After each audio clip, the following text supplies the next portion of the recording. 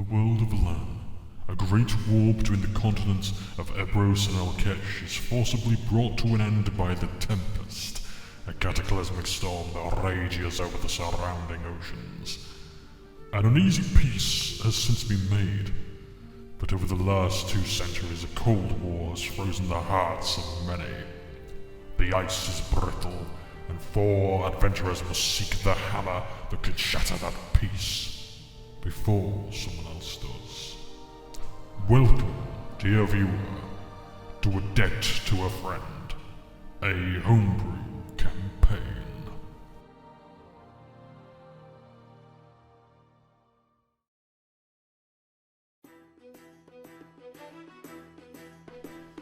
Our story begins in the continent of Alkesh, west of the city of Drummeth belonging to the kingdom of Lozdkause.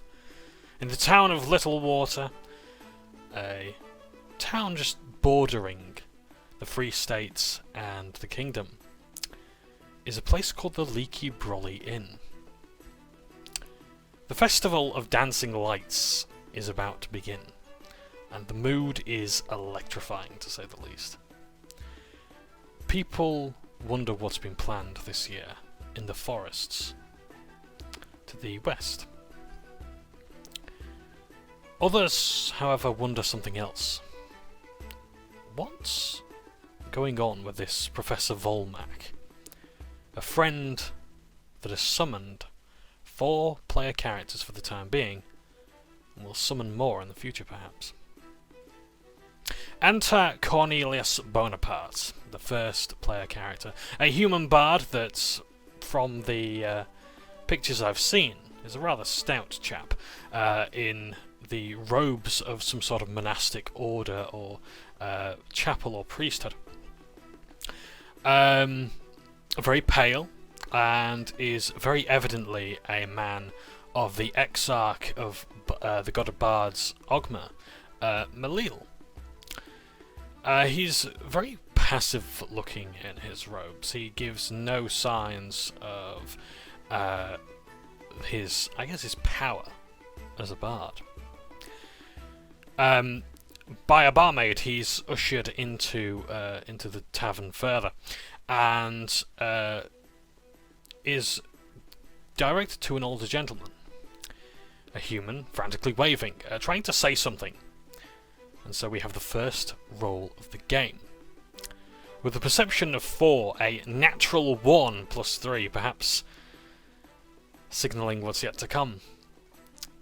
Cornelius reveals that this man is just gesticulating wildly. That's really all he can figure out. The barmaid says that this is the man Volmak that we've been looking for. But it's unclear what was said. The place is simply too crowded and far too loud. Cornelius and Volmak talk. He shows a signet ring, showing that he has been sent by Father Giovanni, the person originally summoned to answer the call. And he also asks as well, on the behalf of the church, what compensation there'll be for this job. Coin perhaps, or a holy artifact.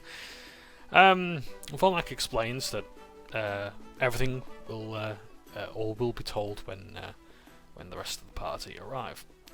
Although the church isn't really strapped for cash normally, but of course Cornelius wants to keep everything hush hush. The less that Volmak knows about the church, the better. Takavir Tak Nix, a red chromatic dragonborn, enters the room warily and scans the place. Upon his gleaming armour is an amulet resting gently, dedicated to the Raven Queen.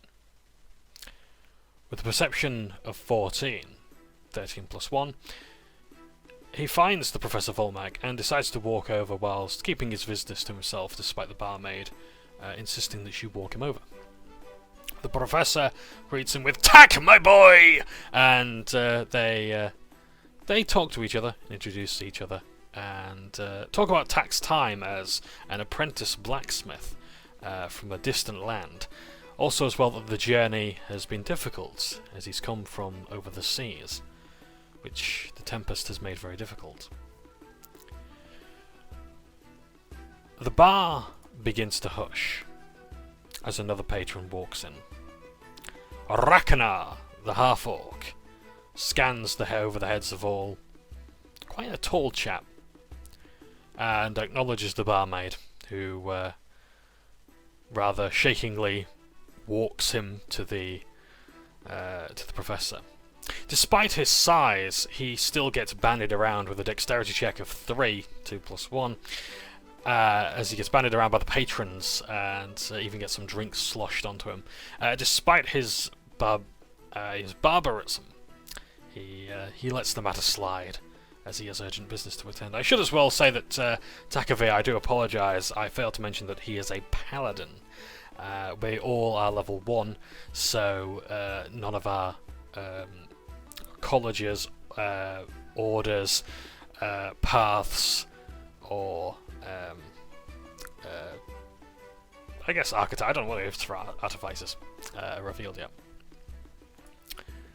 RAHKONAR eventually makes it to the table with Volmak, and the professor shakes his hand with a strong grip, which is stronger than most would of his age.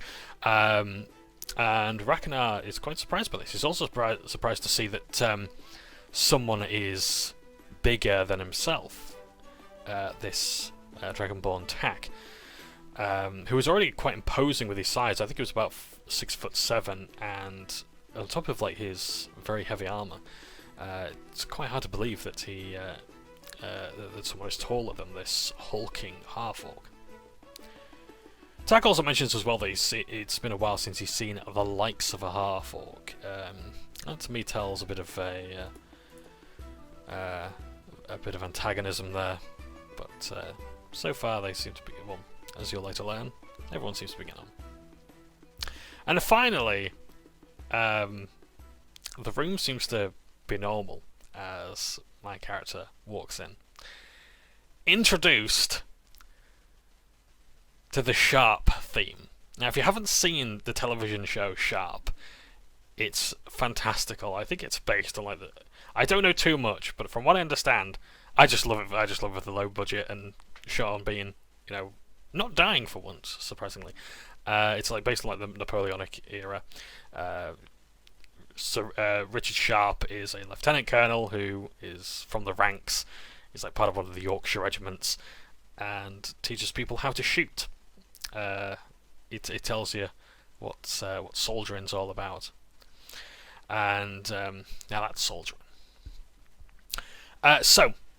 My character is Commissar Cadet Katyusha Lozdkause, or as many people tend to say, Lozdkause, which irritates a lot. Commissar Katyusha Lozdkause is from the University of Drumouth as an artificer, where she had built for the professor a steel hound called Rigsby, which is short for Robotic Industrial Ground Shaping Beast, a steel defender mastiff. And because of her temperament and her demeanour, and as well as her ability to recognise importance of morale in the workplace, designing Rigsby as a dog rather than any other sort of non-relatable machine, she was brought into the Commissariat to raise morale for the city of Drumouth. With a dexterity of 21, that's a natural 20 plus 1. She manages to get through the crowds without any trouble at all. No one seems to notice her as she just continues. Introduced by the barmaid, and so brought to the table by the barmaid. And she's quite pleased to meet everyone. She meets the professor going, "Professor Benefactor!" And she grabs him with both hands and clasps him like that. And she orders a bottle of the house finest, which unfortunately is valued at 500 gold pieces. So she settles instead for a round of ale for 7 silver pieces. And I hand over a gold and insist that change won't be necessary. So we all settle in, all sat around our drinks and decide that we're going to hear the professor's tale and what he has in store for us. He asks us what we know about something called the Tempest. Now, even in my notes, I don't believe there's a great deal of information here. It's just a constant magical storm that prevents people getting through the getting around the sides of the map. So you've got Ebros on the left-hand side, and you've got Alkesh on the right. And it's very hard to get around there, and it's basically what prevents the two armies invading one another.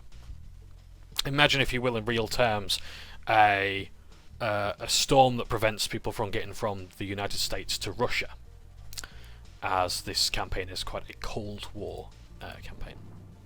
Cornelius suggests that the story behind the Tempest is just a fairy tale. And Tak is asked about the Great Rebellion.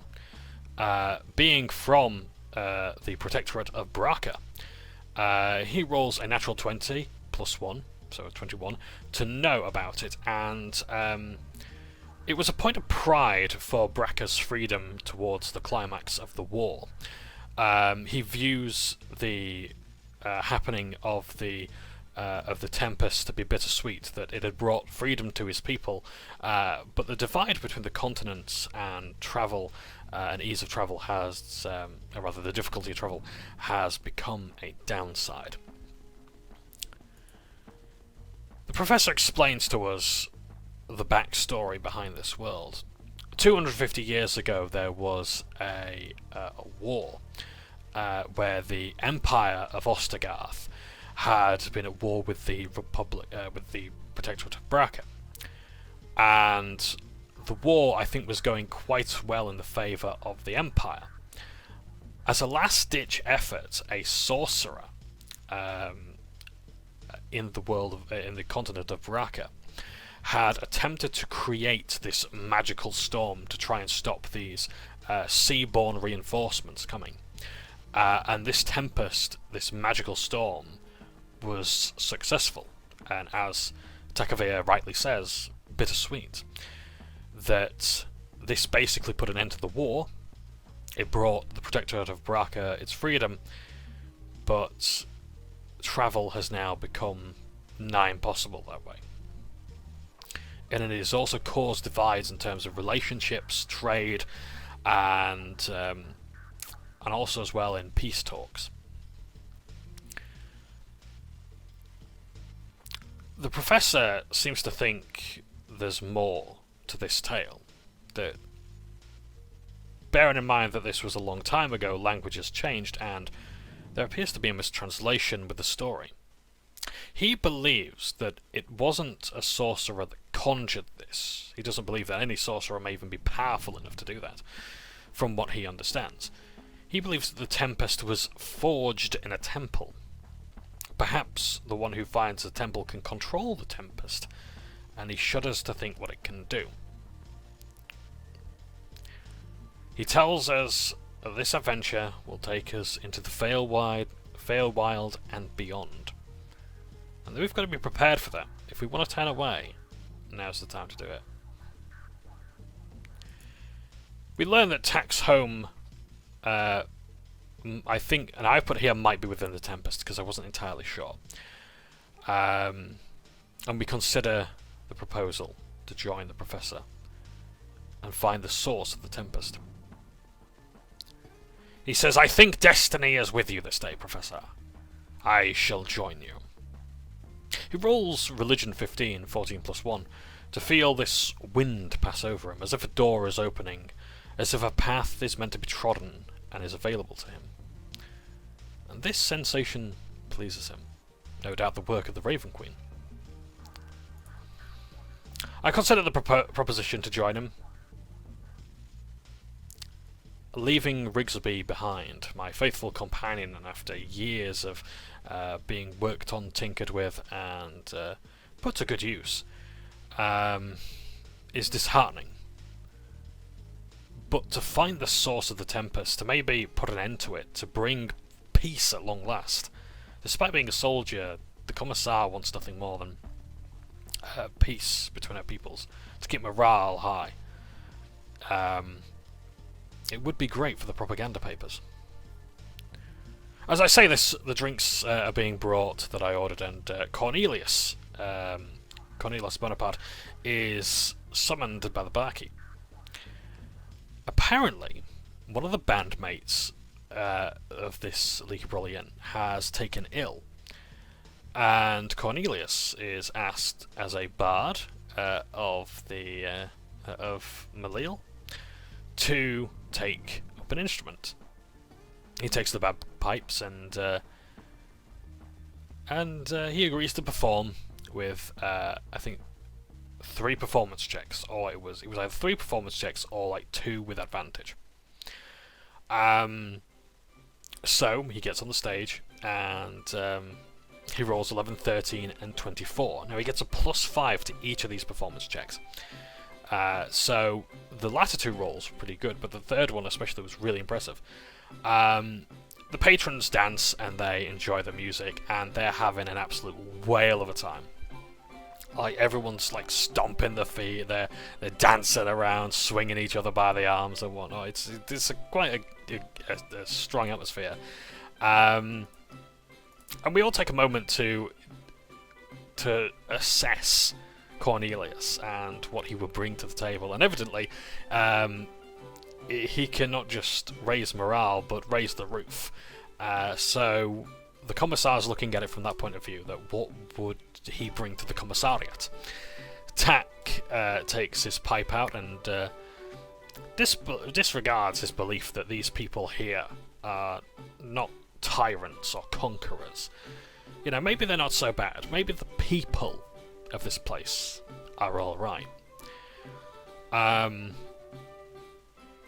And RAHKONAR, the barbarian, views this with pleasure, tapping his feet and generally enjoying the show, and being a rather hulking fellow, probably is also causing the table to shake a bit, or maybe the floorboards to creak underneath his gigantic feet.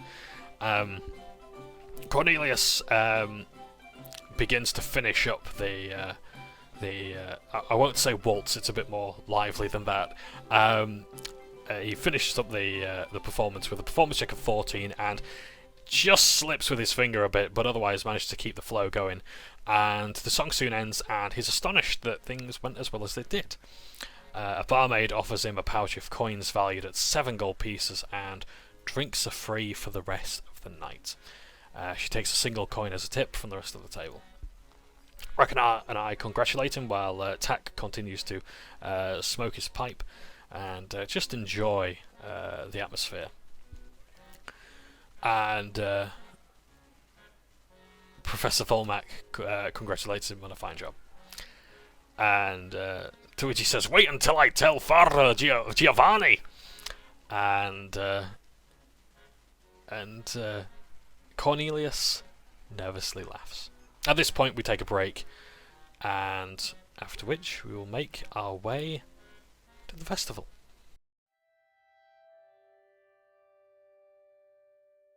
We finish our drinks, and the professor asks, "So, shall we make our way to the festival?" And we all agree.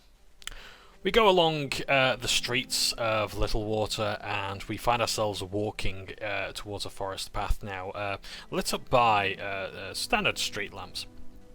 And along a dirt path, there's a few villagers sort of making a bit of a ruckus there, arguing and looking at a bunch of creatures.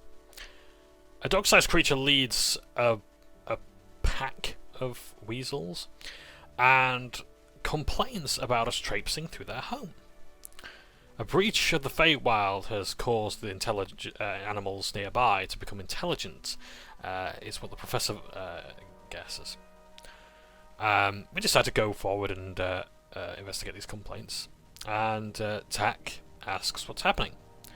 The creatures say that the forest is their home, and using great diplomacy skills, which were really evident in the one-shot that we did.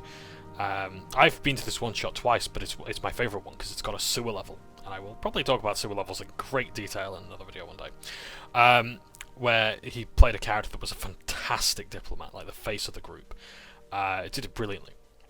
And yeah, he uses his diplomacy and manages to roll a dirty 20 for persuasion, 14 plus 6, to allow us a passage through the forest, provided that we stick to the forest path and do not stray from it. We all agree with this. The lamps start to appear less and less. The light from the moon is eventually all we have, and we round a bend to find an incredible sight before us. A gigantic glowing orange tree covered with ethereal lights, and surrounding it, is a field of glowing mushrooms. And there is a gateway, and along with it is a half-man, half-goat creature. It's taking coin and tickets. There's a family that are denying people, spewing anti-Fae propaganda, and one person is struck on the head with a club for their efforts for trying to get onto the bridge. And I go over there, taking out my truncheon, and say, "What is the meaning of this assault?" And unfortunately, I don't manage to intimidate them when I say that this person should be allowed to move along, and so should you. They ask, who are you to tell us, who are you and what army? And I, rather silly, I do say, "Oh, I'm quite enough. Me, a rock gnome, shorter than a halfling, in this, bottle cap uniform and whatnot, has disadvantage on intimidation. I roll 11 and 8, and they just don't care." Tack, seeing this, shakes his head and comes along, and to my rescue, I will say. Thank you, Takavir, and asks who they are, and they say they're concerned citizens taking a stand against the Fae. And, sorry, I got a sodding fly. It's that sort of weather.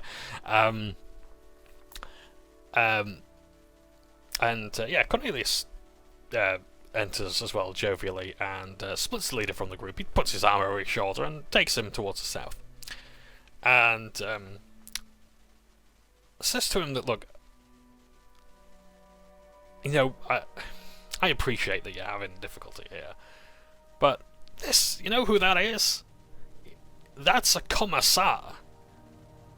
And he'll bring war to the Free States. Like, you don't want to cause a diplomatic incident, do you? You don't want war on your doorstep. You don't want to get your family conscripted, do you? No, so, come on, why don't we just forget this and, you move along. And, this guy, Cornelius rolls at 9 and 19 plus 5 with advantage, and this guy gulps. "Commissar, here!" And he says, "Come on, lads, we're going." And they're probably going to harass people further, but no, for the time being, people can cross the bridge. I'm making mental note that Cornelius might have a place in the commissariat. Not here in the conversation, I'm too far away. Tack helps up the wounded man, hit over the head with a club, and he's a bit concussed, but otherwise doesn't need any healing. He doesn't have any hit points lost, so I can keep my first aid kit in one of my tactical pouches. I think that's the only time you'll hear a British person say tactical. Sorry, the T when we say tactical. It's such a nice word, tactical. We don't say tactical. Anyway, so as we approach the bridge, we feel an aura of peaceful magic warm over us, and the half-man, half-goat creature, possibly a satyr, says, "Welcome, travellers. I'm Tom, taker of tickets and guardian of the gate." And he asked, "You want to pay a ticket?" And So as we enter this this aura, we know what it is. We are under the effects of the spell Zone of Truth. Now we have to pass a certain a DC, and so I shall tell you the saving throws. Tak rolled a 19 and succeeds. I rolled a 19 and 3 with advantage for Rock Gnome. 19 succeeds. RAHKONAR rolls an 11 and Cornelius rolls a 7. Now the latter two, RAHKONAR, our barbarian friend, and Cornelius Bonaparte the bard, unfortunately don't succeed. So they know they're under the effects, but they cannot forcibly lie or willfully lie. They can dodge questions. They can choose not to answer. But if they are good to answer, they have to answer truthfully. They cannot lie. So Cornelius offers to buy a ticket and offers to pay for each of us. But no, we decide we'll all pay individually. And so we're told just to go through the gateway and the base of the tree, and we'll find ourselves in the fair. So we enter past the tree trunk into a dark tunnel before we find light getting closer and closer, and it eventually becomes blinding. But before it starts to really sting, we find ourselves in a pink forest with motes of blue light. A path of mushrooms guide us into the Feywild proper. The plane is dim. Now, the Feywild is a completely separate plane of existence, for what I understand. The plane is dimly lit at all times. A creature cannot knowingly tell a lie. And I think I'm the only person who rolls to find out more about the Fey. I call upon my innate magical knowledge as a rock gnome, and I roll Arcana 13. If I spent a year and a day here, I would change form and become a fey creature myself.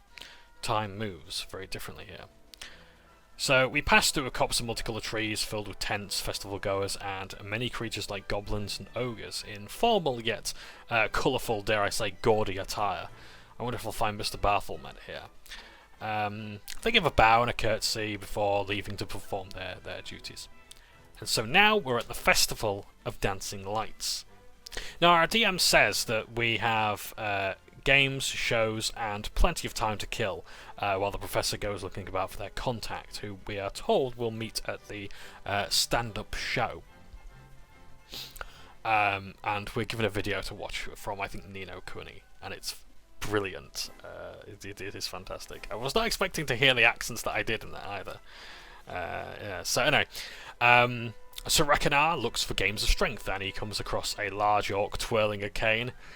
And I'm suddenly reminded I did a let's play of Spyro 2 Ripto's Rage, or Gateway to Glimmer, and there you have the Gnorks, or Norks, the G is silent. And you've got like Games Master Gnigel and Games Master Gnome and whatnot. And they run games at Dragon Shores. Step right up and win yourself a token, you know, that sort of thing. And he's asked to perform a strength check to hit a bell with a hammer and make a sort of ball go up to the top of this star. And it only costs 5 copper pieces, and if he wins, he gets himself a token or a ticket. RAHKONAR rolls 12, 7 plus 5 athletics, and rolling up his sleeves, he strikes, quite pleased with himself, and he's given a ticket. Tak attempts this also, rolling 18 athletics, 18 plus 5, doing even better. He's indifferent that he does better, and he takes his ticket. RAHKONAR's a bit sulky. For the first time, someone stronger than him. That's disappointing, but hey, these things happen. Tak decides that he's a bit hungry. He hasn't eaten for a while since his journey, so he rolls a d6 asked by the DM, and he finds a stall to eat from. A goblin cook hands over a carton priced at 1 silver piece called Gambler's Delight. It smells alright, so he takes a handful. And he gains, upon rolling a 3 on a d6 again, +1 to his constitution for the next hour, but he has to roll another d6, and unfortunately he rolls a 5, and his wisdom goes down to +0. His score remains the same. Interestingly, I think I know actually how our DM did this. There are 6 attributes: strength, dexterity, constitution, intelligence, wisdom, charisma, and so you number those 1 to 6, and yeah, that's quite good. I think that's quite clever. I like festival games. I like this sort of thing. I've got a feeling that we would love the Wild Beyond the Witchlight adventure, which I think can actually be completed without combat at all, if you so choose. So anyway, I decide that I'm going to be looking around for games of dexterity. Something to do with archery, gunmanship. Is that what it's called? No, marksmanship. You know, that sort of thing. And I roll a d6, and I roll a 2. And I find an elvish figure holding up a series of rings decorated with flower petals. And also as well, beyond this, I guess, like, sort of fence would be a number of rods staked into the ground. I roll a 16, 15 plus 1, sleight of hand. I lick a finger, feel the wind that's not existent in this plane. And I decide to throw this disc, and it lands perfectly without touching the rod. And I hand him a silver piece, and for the cost of the game, which is 5 copper. And I thought, for the sake of simplicity, I'll just do that. So, and so I get a prize ticket. So RAHKONAR comes across someone, a goblin, trying to wrangle a creature, and he rolls a 1 on a d6, and he wrangles a flump. I love flumps. They're one of my favourite creatures in D&D. I should have had the monster manual ready to show you. I'll put it up on screen. For his troubles, and he's given a potion of animal friendship, which is quite good. I think our DM said that roll could have gone worse, and he might have actually got a better item as well. I think like a game-breaking item. I can't remember. Or like he rolled on a chart or something like that. Anyway.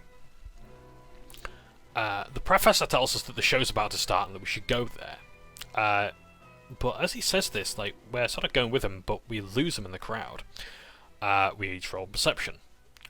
So, in order of highest to lowest, RAHKONAR rolls 13, I roll an 8, Cornelius rolls a nat 1 plus 3 again, making it 4, and Tak rolls a 4. We all lose sight of Professor Volmac, and even when I'm on Tak's shoulders, I don't find anything. So the quest over. That's it. That's a debt to a friend. Or so our DM said. RAHKONAR rolls 12 perception, which is exactly what's needed to just try again. And he hears a noise behind a stall, loudly saying, "I don't want to cause any trouble. Is it gold you want?" I'm still on Tak's shoulders, and he tends to throw me into battle if things get bad. A giant ogre, implying that there's such a thing as small ogres, towers over the professor, and he says, "You stole something from my stall." Cornelius approaches the ogre breathlessly. Is there something going on here? Large, sir? "This rapscallion stole something from my food stand. The price is 1 gold piece. He stole something." And Cornelius says, "Look, if the professor here were to empty his full food-free pockets, perhaps he could convince you that something's alright." Cornelius rolls persuasion with advantage 9 and 7 and fails to convince the ogre that this is necessary. He now wants 5 gold pieces for lost revenue, and unfortunately that's not something we're going to do. Just when we think we're getting ready for a fight, Cornelius is convinced. Cornelius convinces the ogre that he might be able to do some advertisement, and he wants a song right now. A performance check of 7. He tries to do the Ron Burgundy flute, jazz flute. I don't quite get that. He just spits into the flute. I'm sure there's going to be a lot of gifs of that. He gets to roll again, as it's a warm-up. So he says. And a performance check of 18 makes him give a very vibrant tune. And this ogre is really liking this tune that Cornelius is playing. So much so that the ground is starting to vibrate beneath Cornelius' feet.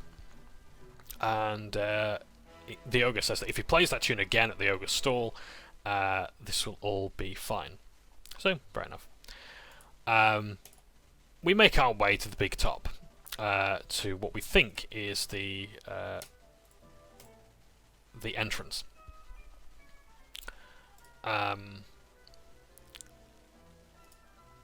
And we enter the theatre and find that the shows are changing over. Tak asks Volmak if the woman in front of them is the contact, and Volmak says he doesn't know who this is. Tak then proceeds as a paladin to burn a use of his divine sense, but picks up nothing, unfortunately. And he says, "We're looking for the show." And this woman says, "Oh, but this is the show, and you're in it." And that's when we roll initiative. This woman is not all she appears to be. It turns out that she's actually a sea hag. And she's standing in front of this barrel of water, and like a cage is in front of her with a door. And so it's sort of a surprise round here.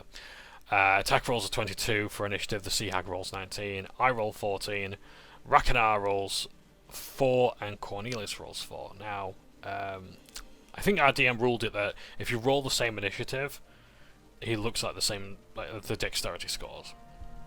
And if the dexterity scores are the same, then you do rollies. So you just keep rolling d20s until you start getting the same number. Or rather, until someone gets the higher number. So, so we all have to roll Cornelius. We have to roll Cornelius saves. Not even Constitution saves. We have to roll Wisdom saves, and only Cornelius is frightened as this woman transforms into this vicious figure of a sea hag, and he's frightened, so he can't move to her. And if he does attack her, it will be at disadvantage. Tak takes out his warhammer and his shield, and he begins to move in front of the sea hag, and he's going to try and swing at her, and he does some pretty good damage to begin with, but she vomits like this horrible well, I mean, it's vomit, it's not going to be nice, is it? It's like putrid, like pus and all this horrible stuff at her.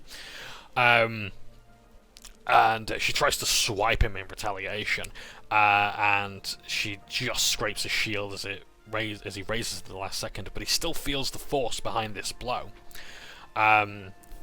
I shout to the professor, "Get behind me!"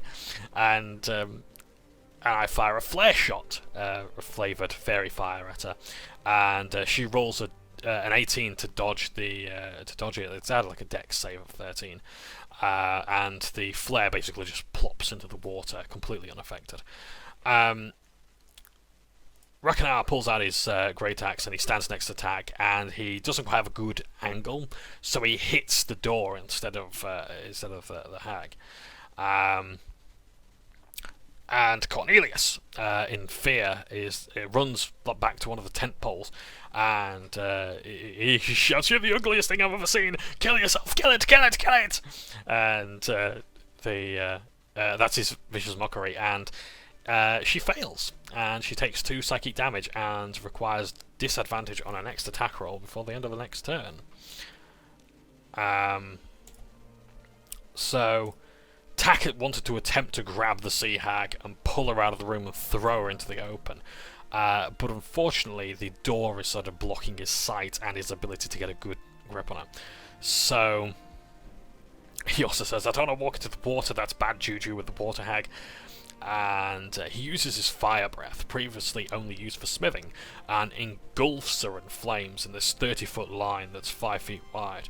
And like, so far she's taken like a good 14 damage. The prof says that he can't get involved. I can't get involved. Why did I have to get them involved? And I hear this with the 14 perception. And he's going to dodge on his turn right at the back of the tent. And so now the sea hag is going to try to flail at the barbarian, RAHKONAR. and with disadvantage she rolls a 3, and he ducks behind the door frame just in time. I tell Tak to pull his socks up as I fire my crossbow, and unfortunately a 7 misses, as Tak wonders if this is the kingdom's best, which I thought was quite good. RAHKONAR invokes his rage and he swings with his great axe. A 13 just misses, but uses his barbaric inspiration. Cornelius player has a tendency to call bardic inspiration, giving a d6 to someone on his bonus action, as barbaric inspiration, so it really does work. And he rolls a 1, and it's enough to hit this banshee. And oh yeah, like the whole kill it thing, that was Cornelius giving a bardic inspiration away. So he manages to hit, and the bone underneath the hag's arm like shatters under his axe, and it's still in the fight, but it's looking worn down. And Cornelius is still frightened and gets on top of the bleachers and inspires me, continuing to say, "Kill it, for the love of God, kill it." In the third round of combat, Tak attempts to sort of whack it with his hammer and fails to hit, and the sea hag manages to hit Tak with a slashing damage, striking at his armor, and he takes 11 points of damage. She tears a great rent through his armor as it cuts into his flesh. And so I take out my first aid kit. I take out one of those healing strips, like Cool and Soothe or something like that, and I just slap it onto his back. You know, like that flex tape thing, flex tape meme. And yeah, that's my Cure Wounds reflavored as first aid kit, and that's all I do. And yeah, so RAHKONAR rolls to hit 15, and he does 6 damage to her. And amazingly, she's still in the fight. She's had severe damage taken now, but she's still going on. Cornelius rolls an 11 saving throw and is no longer frightened, so he's going to use his crossbow to hit the sea hag, and it almost hits Tak, but the force miraculously takes it further. He rolls 2 damage to explode her eye and coat Tak in pus, and he uses his last bardic inspiration as a bonus action on Tak. Finally, Tak takes his warhammer, he slams it on his shield, and he aims for the bolt in the sea hag's eye socket, and he rolls 18 and 7 damage. He's asked to describe how to kill it. He makes a resounding thump, and with fire in his eyes, he swings sideways and shatters the shaft along with her face, combusting her head into a pile of ooze. The ooze gets round and round, goes round and round into the central pool, almost like a plug hole, and is drawn away. Combat mercifully ends. Cornelius rolls 18 Constitution and finds that no, he managed to keep his the contents of his bowels within his bowels. I roll 12 perception to hear the professor say we shouldn't have got involved. We put these people in danger. And I ask him about this, and he says, "I didn't realise the festival could be so dangerous. That this would be a simple. I thought this would be a simple task. I saw Tak get injured by that creature." He's about to say something when an elven figure makes his way from the other side of the tent, dressed resplendently. I love that word, resplendently. In a red tuxedo and a black top hat, and a cane strikes the ground with each step. "I say, what are you doing in the dangerous creatures exhibit tent?" Cornelius explains the situation and says that we didn't see the signs. "How safe is this? You've got a lot of explaining to do." "That's the back door. You're supposed to come in through the door I did." "Unless Terry the Ogre told you to come here." Tak explains how he was swindled of gold pieces by the Ogre, and that he's been known to take out his frustration since the incident. And that's a long pregnant pause fills the air. Tak explains how he was swindled of a gold piece by the Ogre, and he's known to take out his... yeah, so I've already said that. He introduces himself as Barbello, an organizer of the festival. Tak rolls a 22 insight to pay attention to Barbello. His tact is definitely not human. Tak approaches and asks, "What are you in Draconic?" And in the same language, Barbello responds, "Worry not, child. I have a job here, to make sure this job runs smoothly. An adventurer's wandering into dangerous tents disrupts that.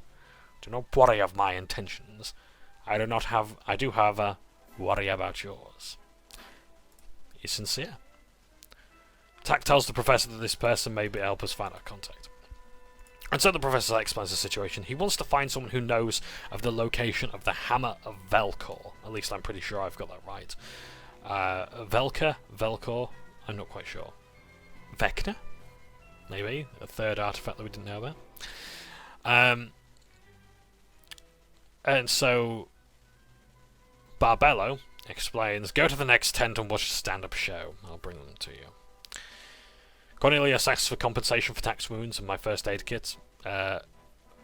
Persuasion 720 with advantage gives him 12 prize tickets to compensate him. "Give them to the staff and they'll make sure you're seen too." He hands them to Tak and he splits them with me for the use of the first aid kit. Thank you.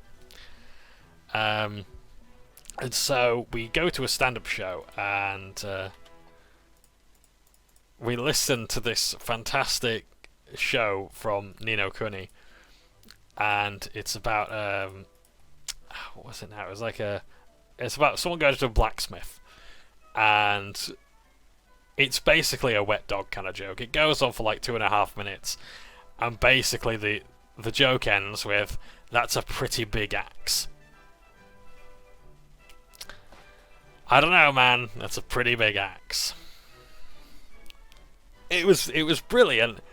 And it was fun to watch, and it didn't get in the way of the game at all. I was glad for that. It was very welcome. It was something else, wasn't it? So enhance a fairy creature with a Welsh accent. I can't do a Welsh accent.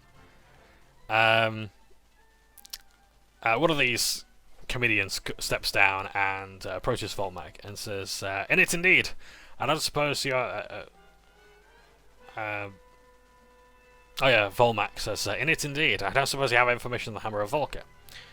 And he explains that it has runes inscribed upon it. It talks about how the elemental gods forged the world around us.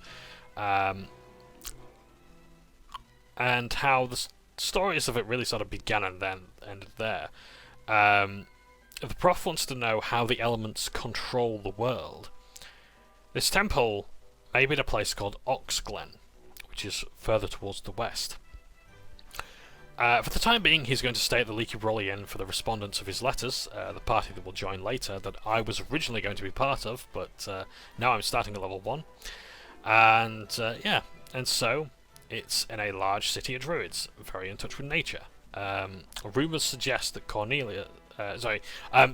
Cornelius wants to know about Oxglen, and he rolls history, rolls an 18.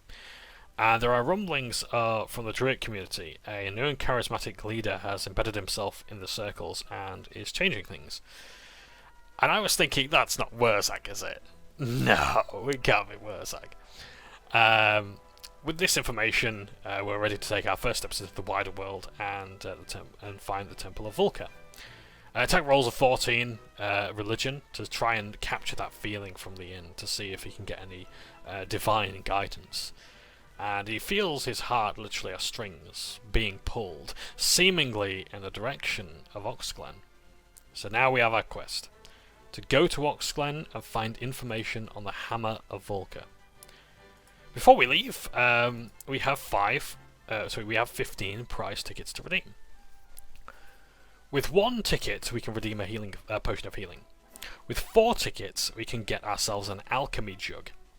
With 8 tickets, a decanter of endless water. And with 12 tickets, we can get boots of striding and springing.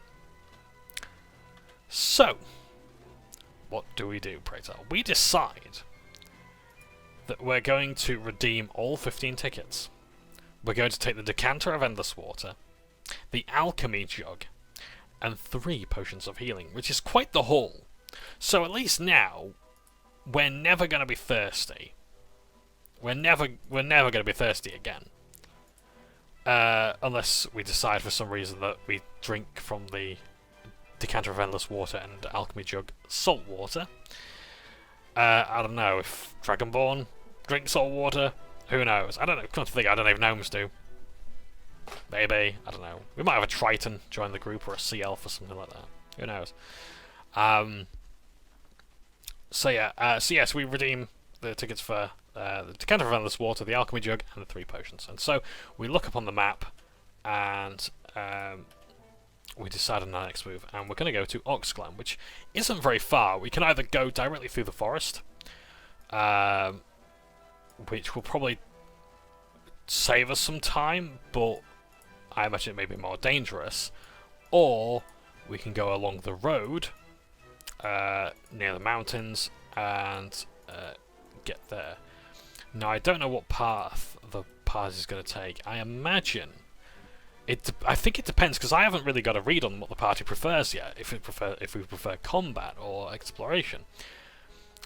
Now, we do know that travellers have been going missing on the roads, or at least around Oxglen sort of area.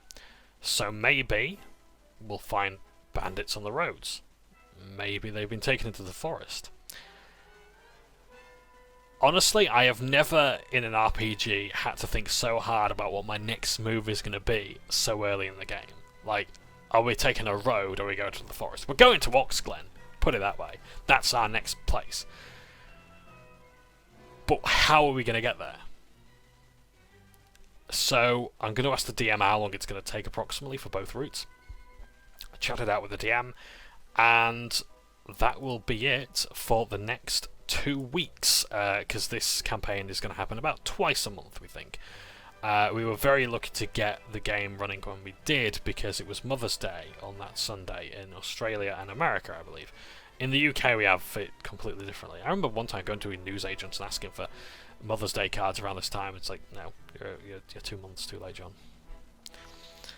Never mind, eh? So that's it for session 1 of A Debt to a Friend. Thank you all ever so much for watching. I didn't think I'd get this video wrapped up as quickly as I did, to be honest, but yeah.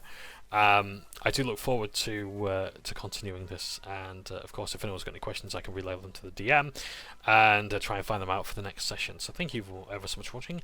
Take care. Yes, I'm John. I've been playing Commissar, Katyusha, Lozdkause, and I shall speak again in a few weeks' time. Ta for now.